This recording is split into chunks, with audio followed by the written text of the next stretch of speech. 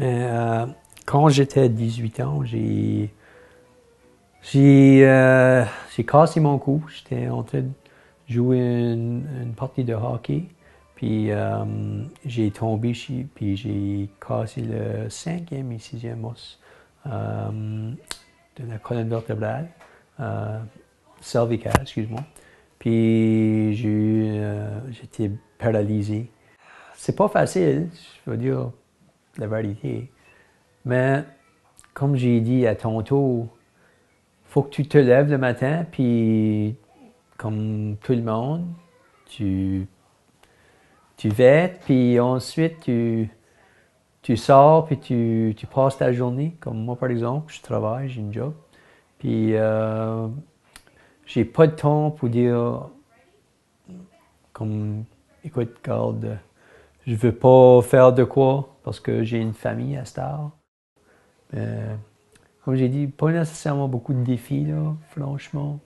Mais comme j'ai dit, c'est pas facile des fois à faire un job de même.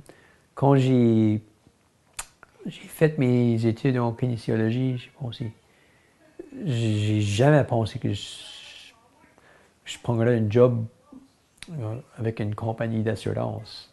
Surtout faire des études de réclamation d'invalidité.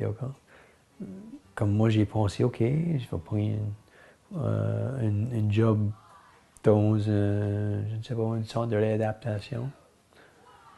Non, c'est pas ça qui est arrivé.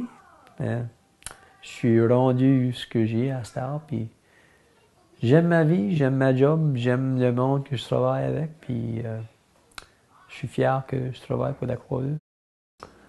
Je vais dire une personne qui m'a vraiment motivé, c'était Rick Hansen. Puis je compte le front de vérité parce que moi, je l'ai rencontré comme 3 fois, Rick Hansen. 2 fois, c'était un certain événement à Toronto. Une autre fois, c'était moi puis lui, puis un docteur que j'ai travaillé avec à Toronto, docteur Charles Tatter. Lui fait de la recherche euh, pour des personnes qui étaient blessées, pareil comme moi. Mais Rick Hansen, lui, je crois que son look là, si tu veux, est vraiment positif. Il parle de avoir des... On parle des buts. Lui, même affaire, quand j'ai vu son tour de Man in Motion, là, j'étais vraiment inspiré.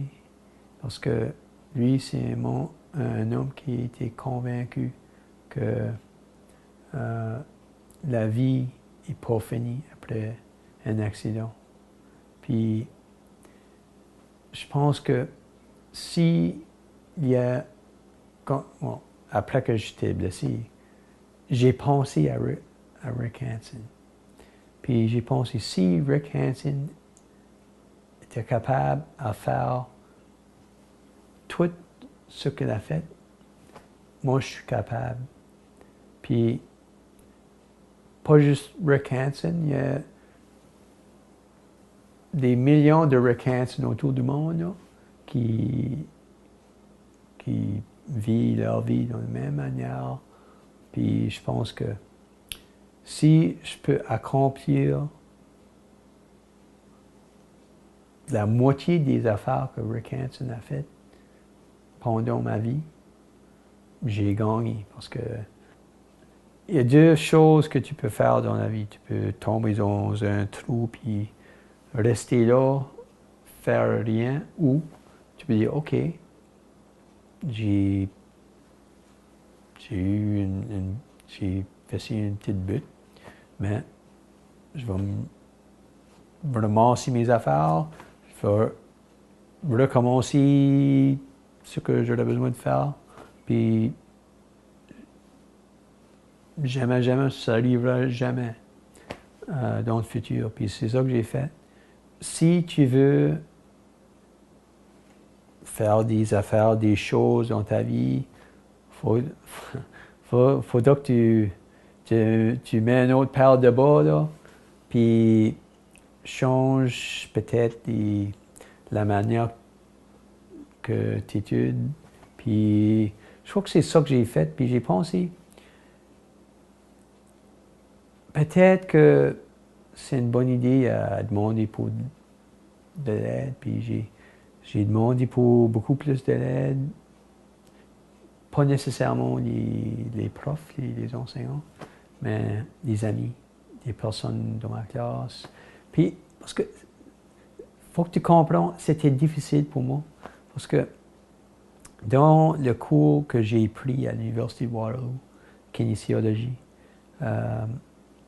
les profs, celui qui était responsable pour le département là, de kinésiologie même, m'a dit que j'étais le premier quadriplégique à prendre ce cours-là. Donc, allô, pression.